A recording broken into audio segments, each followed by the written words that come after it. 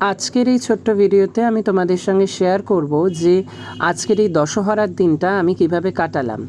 দশহরা অর্থাৎ গঙ্গা পুজো এবং বেশিরভাগ ক্ষেত্রে মনসা পুজো হয়ে থাকে আমাদের এদেশীয়দের মতে, এবং ঠিক সেই অনুযায়ী এই গঙ্গা পুজোর বিশেষ রীতি মেনে আমরা প্রত্যেক বছর আমাদের বাড়ির নিকটস্থ পুকুরে যথাসাধ্য যথাবিধি মেনে মা গঙ্গার উদ্দেশ্যে পান, তেল, সিঁদুর, একটু মিষ্টি বাতাসা অর্পণ করি এবং একটু ধূপ প্রদীপ দেখিয়ে মা গঙ্গাকে সন্তুষ্ট করি।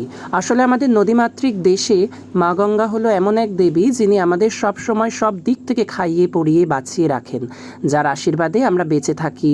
ব্যবসা বাণিজ্য থেকে শুরু করে সব কিছুই তিনি রক্ষা করেন। এখানে আমি সকালবেলায় আজকে জয়মঙ্গলবারের পুজো সেরে তারপর চলে গেছিলাম আমাদের বাড়ির নিকটস্থ পুকুরে। সেখানে গিয়ে মা গঙ্গার পূজা অর্চনা করার পর তারপর আমি চলে গেছিলাম আমারই এক স্টুডেন্টের বাড়ির মনসা মন্দিরে।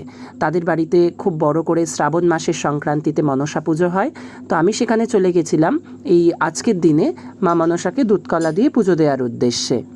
সমস্ত নাগকুলের অধিষ্ঠাত্রী দেবী মা মনসার উদ্দেশ্যে পুজো নিবেদন করে তারপর আমি এই রোদ্দুরে আবার বাড়ি ফিরে এসেছিলাম। ঠিক এইভাবে করেই কাটলো আজকের এই সুন্দর দিনটা। দশহরা কিন্তু আমাদের বাঙালিদের কাছে অত্যন্ত গুরুত্বপূর্ণ একটি রীতি, এবং অনেক বাড়িতে এরকমও নিয়ম আছে এই দশহরার দিন জোড়া ইলিশ বাড়িতে তুলতে হয়, সেটি যাত্রা করাতে হয়।